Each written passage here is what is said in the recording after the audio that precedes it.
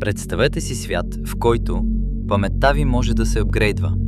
Болестите се изтриват като софтуерен бъг. Мислите се свързват директно с интернет. Това научна фантастика ли е? Или вече се разработва?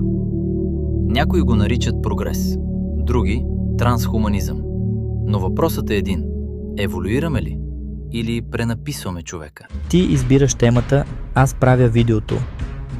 Напиши в коментарите какво искаш да видиш следващия път.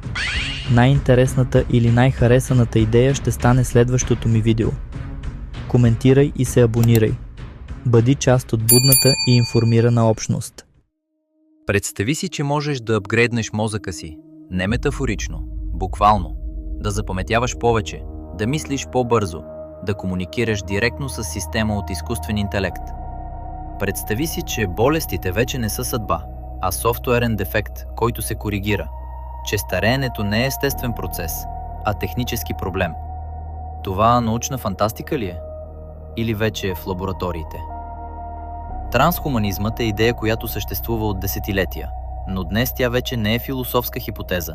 Тя е инвестиционен сектор.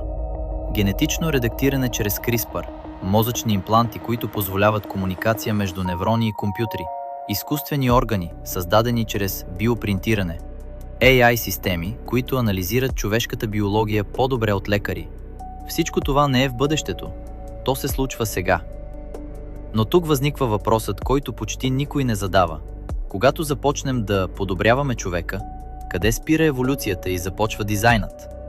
Еволюцията е бавен, хаотичен процес. Тя няма план. Трансхуманизмът има. Той цели удължаване на живота, усилване на интелекта, оптимизация на тялото, елиминиране на дефекти.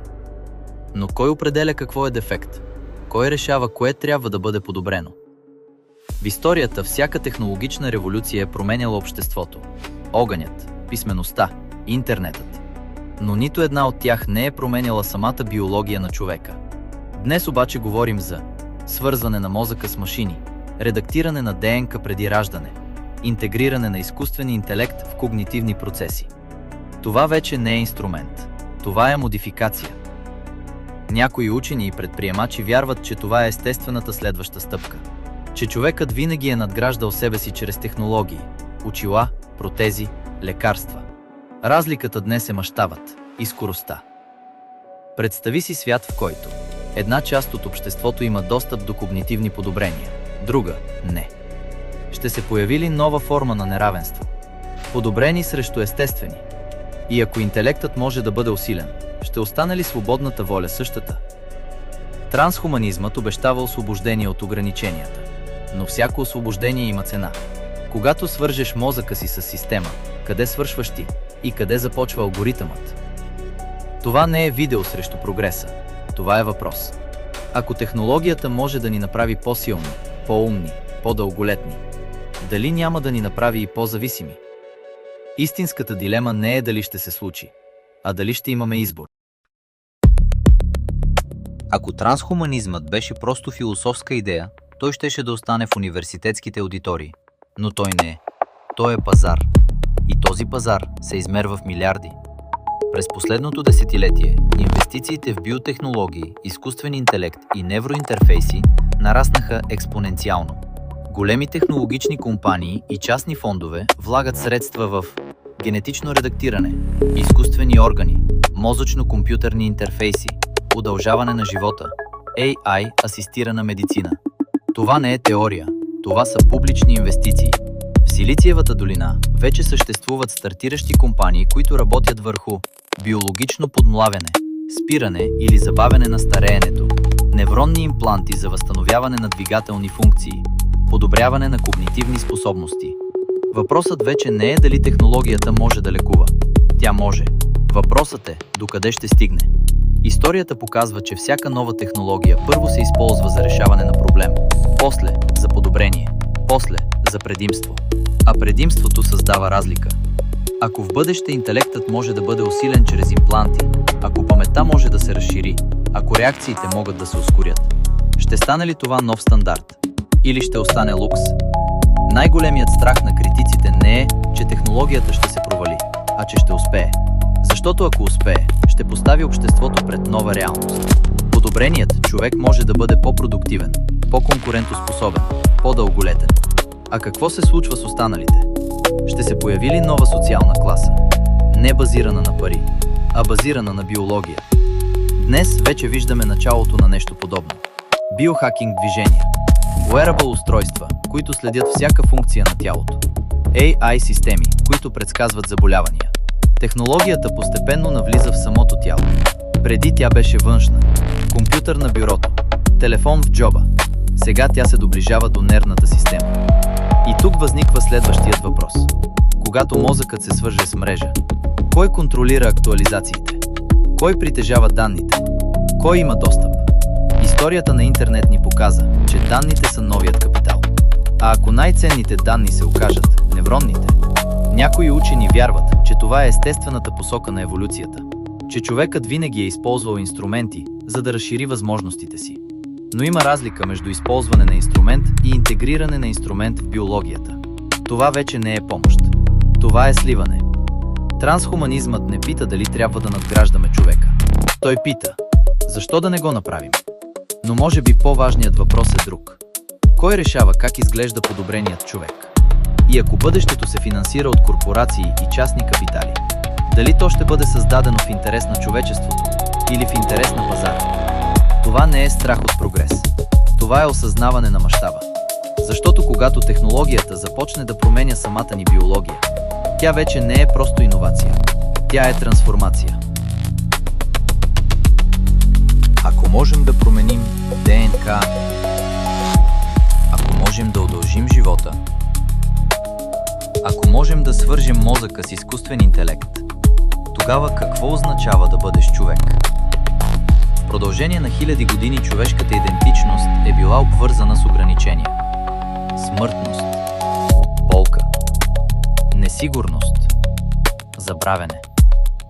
Точно тези ограничения са формирали културата ни, религиите ни, философията ни, изкуството ни. Но ако технологията започне да премахва тези ограничения, ще остане ли същата човешка същност?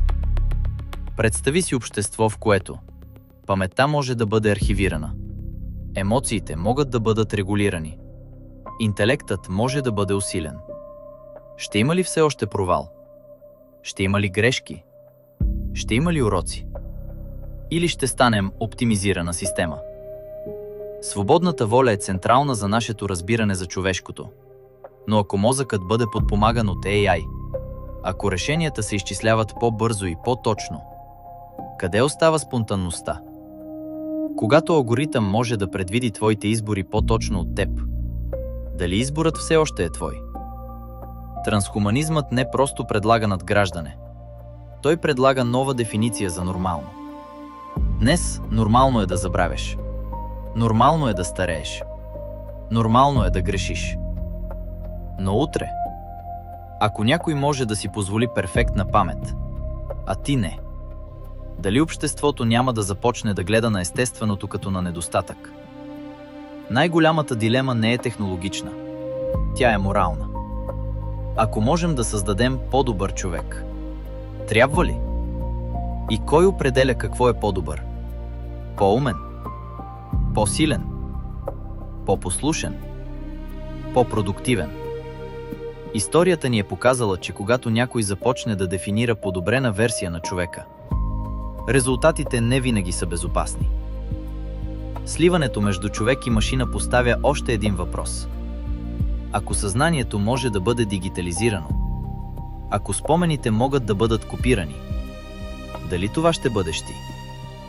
Или просто копие? Ако тялото умре, но информацията остане, оцелява ли личността?